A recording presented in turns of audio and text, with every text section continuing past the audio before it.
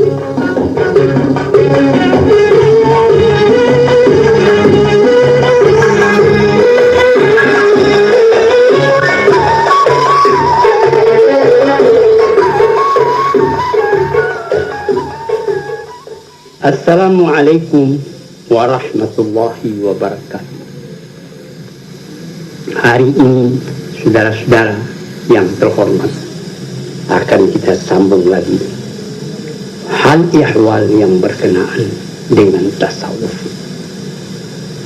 Hari ini kita akan membicarakan bagaimana hati. Ketahuilah bahwa sungguhnya hati itu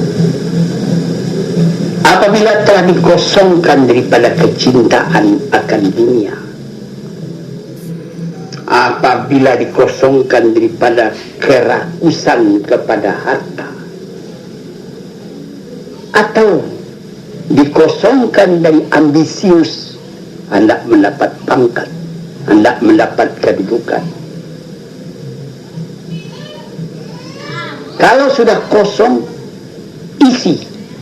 Sesudah kosong dari keinginan dunia, harta, ambisius kepada pangkat, lalu yang kosong tadi diisi. Asa isinya. Ingat akan akhirat. Mementingkan kepada bakal yang akan dibawa ke akhirat itu. Persiapan untuk datang menghadap kepada Allah.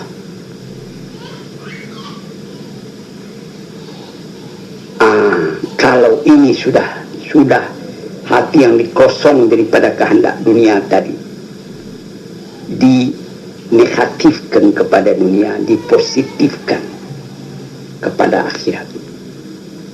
Itulah permulaan dari terbukanya jalan.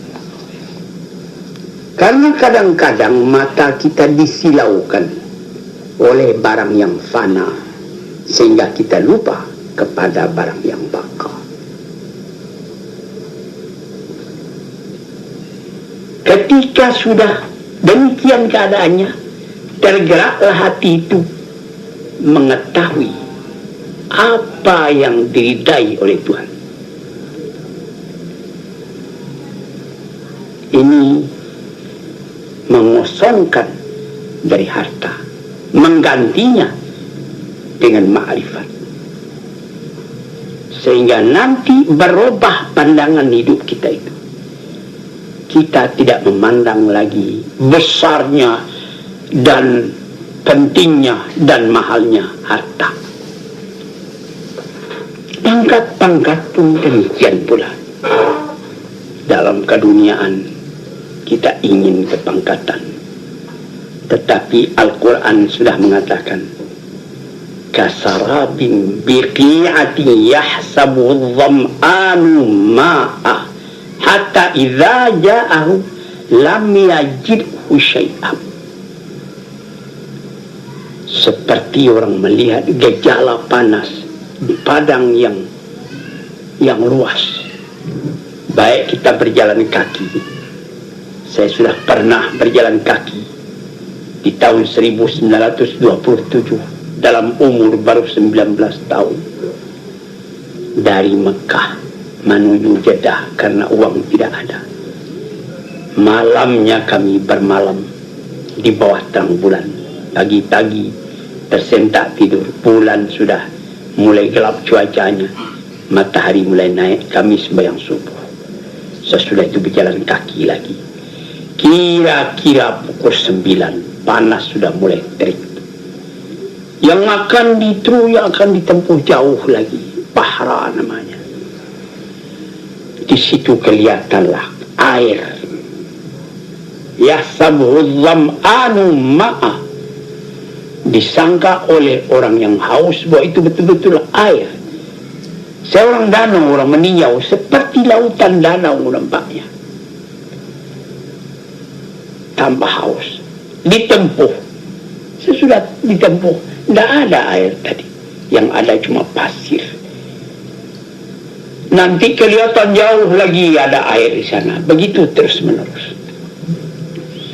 Maka orang yang cuma dunia, yang tempat hatinya lekat, itulah yang menjadi tujuan dari hidupnya. Keduniaan, kekayaan, pangkat tinggi, kebesaran, keternamaan, dan lain-lain sebagainya. Apabila sudah ditempuh, ya tidak apa-apa.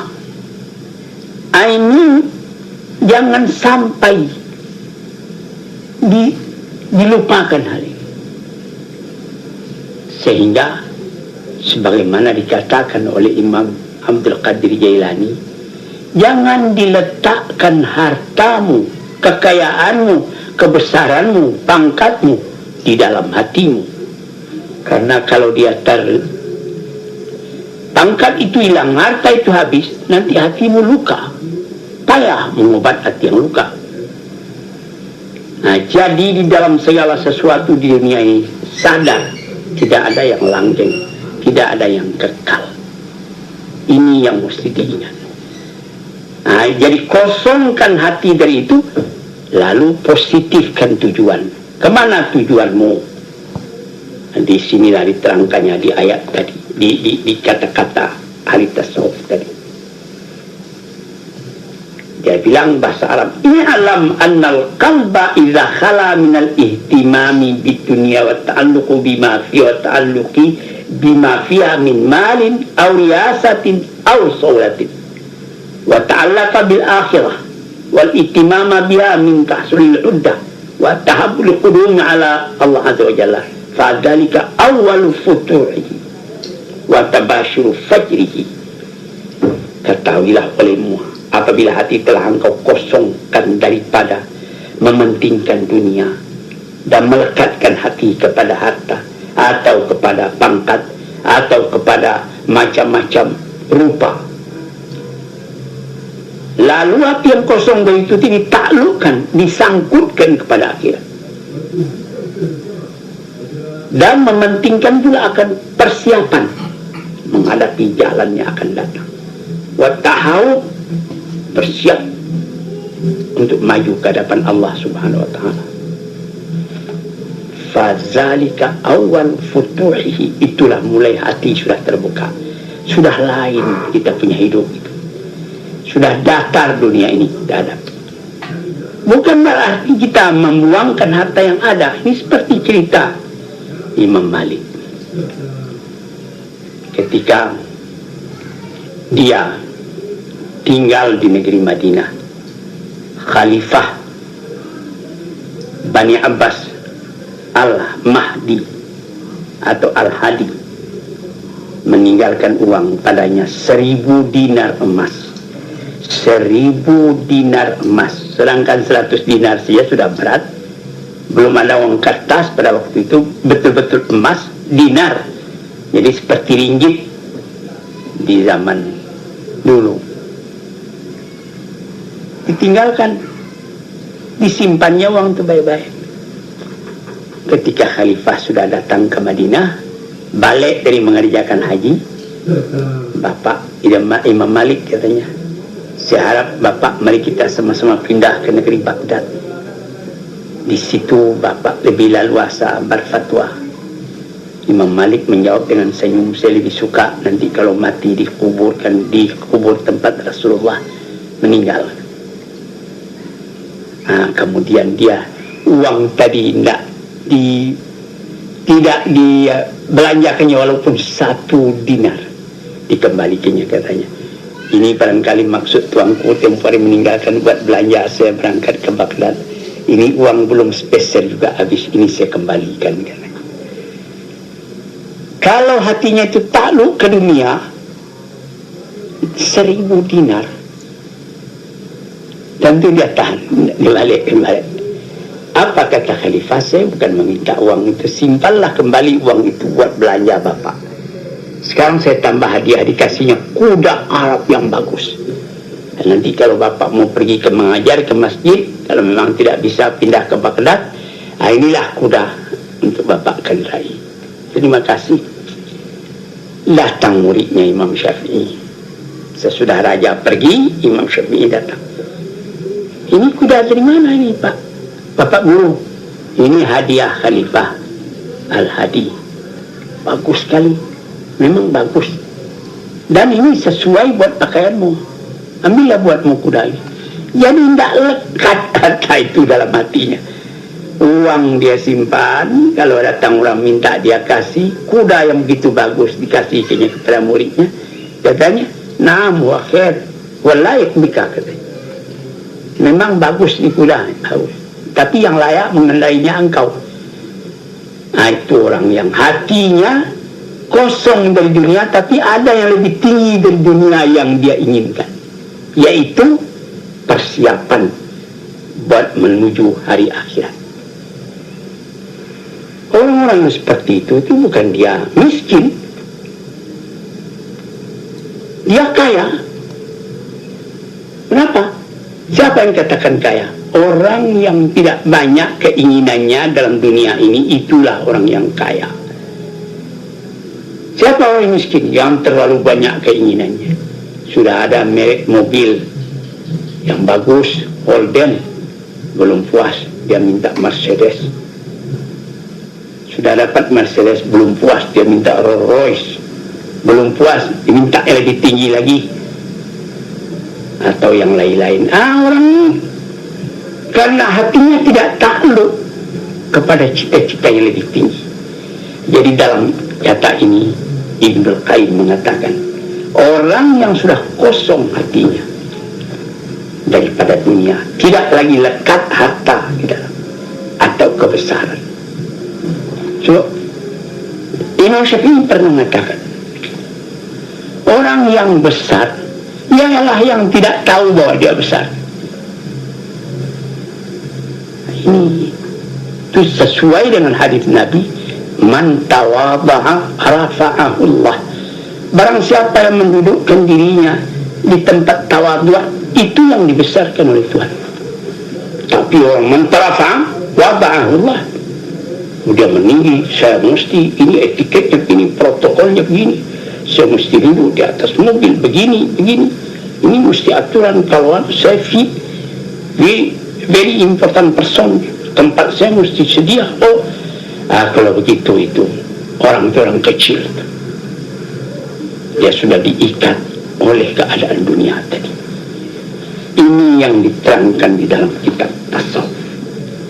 Jika wa tabashiru fajri, fadzalika awal futuhi wa tabashiru fajri. Itulah orang yang mula-mula terbuka pintu padanya, dan itulah satu kegembiraan dari menyingsing fajar keindahan dalam hidup. Fa'inda dzalika yataharraku qalbuhu li ma'rifati ma yarda bihi rabbuhu minhu. Waktu itu tergeraklah hatinya, hendak mengetahui apa yang diridai Allah daripadanya, apa yang disenangi Allah daripada. Ringan dia mengerjakan tahajud, ringan dia mengerjakan salat duha, mengomel dia pada dirinya kalau dia tersangkut akan sembahyang sehingga tidak sembahyang di awal waktu, menyesal dia kalau dia tidak menolong orang yang kesusahan. Maka tuan-tuan yang terhormat, fayaf'aluhu, dikerjakannya lah apa yang disenangi oleh Allah, didekatkannya dirinya kepada Allah, dan dijauhinya apa yang Allah tidak senang. Inilah tanda dari iradatnya atau kemauannya yang sudah positif untuk mendekati Allah. Inilah kekayaan yang abduhas samawati wal ardh, yang luasnya seluas langit dan bumi. Karena fa inna kulla man ayqana bi liqa'illah wa innahu sa'ilu min kalimatain yus'al anhumal awwal wal akhir madza kuntum ta'budun. Kalau dia sudah yakin kepada bahwa dia akan bertemu dengan Allah, dan bahwa dia nanti apabila meninggalkan dunia ini akan ditanya apa pertanyaan, madza kuntum ta'budun, siapa yang kamu sembah? Pertanyaan kedua apa? Maja ajak tumul mursalin. Bagaimana jawabanmu? Bagaimana sambutanmu tentang seruan Rasul-Rasul? Nah, jadi orang yang seperti demikian itu tak dapat tidak. Dia mesti sadar mencari ma'rifat kepada yang disembahnya dan mencari jalan supaya sampai kepada yang disembahnya itu. Kalau sudah tamakun, sudah mendalam, futiha lahu babul insi bil khalwah wal wihdah wal amakinil khaliyah. Hari lainnya, kalau sudah dibukakan hati ke sana, bertukar keinginan. Kalau dulunya ingin ramai-ramai, nah sekarang ini khalawah yang dia senang, sunyi-sunyi, sendiri-sendiri, tempat-tempat yang sepi. Orang takut kesepian, dia senang sepi. Sepi dari manusia, tapi dia ramai dengan Allah dan dengan malaikat. Tahdau fil aswat wal harka.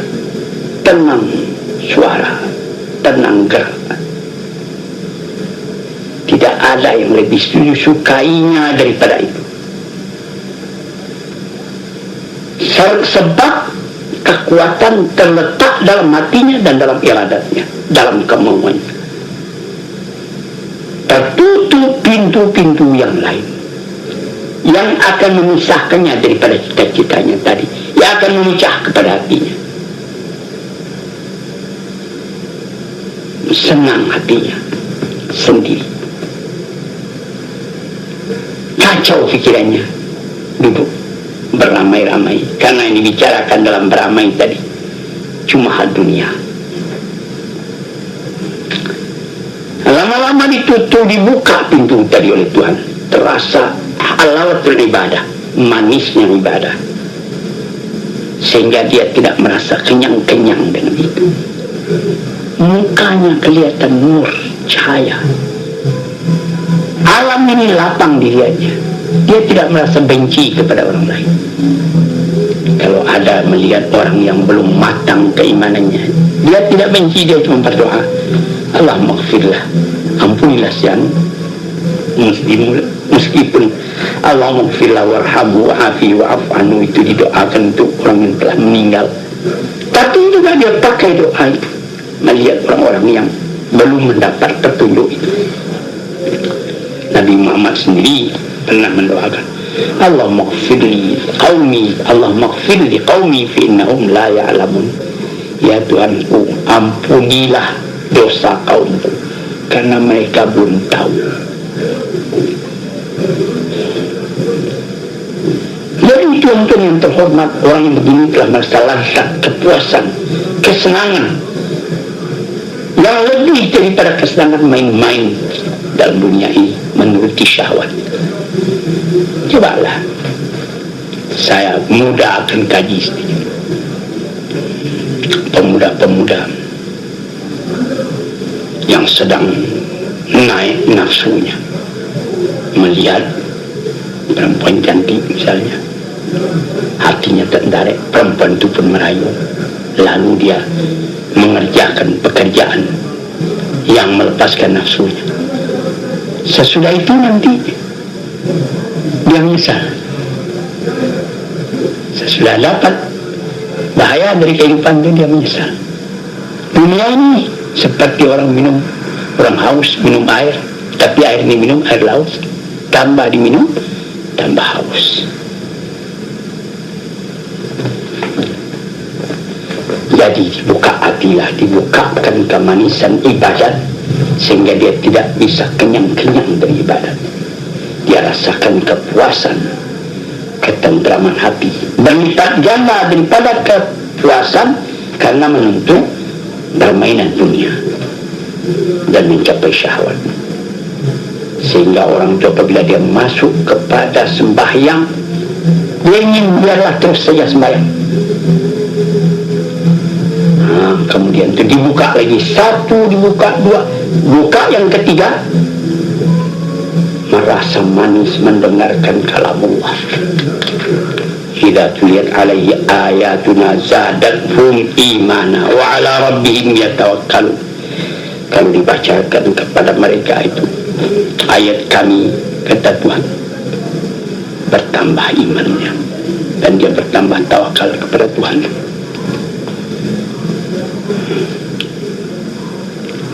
Kalau didengarnya itu ayat, tentram hatinya.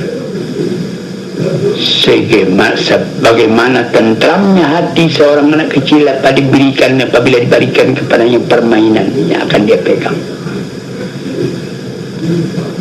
Buka lagi, berapa buka itu? Kalau sudah sampai dibuka lagi pintu, kelihatanlah olehnya kebesaran Allah, kenikmatan Allah, kamal, jamal, jalal, kesempurnaan, keindahan, kemuliaan, dan kesempurnaan dari sifat-sifat Tuhan dan hikmah-hikmah Tuhan, dan arti-arti dari tiap ayat itu terbaca sebagaimana saya baca dalam sejarah Iqbal, bagaimana membaca Quran ayah katanya kepada ayahnya menjawab, baca dengan tekun seakan-akan engkau rasai nanti bahwa Quran itu turun kepada engkau. Terasa itu.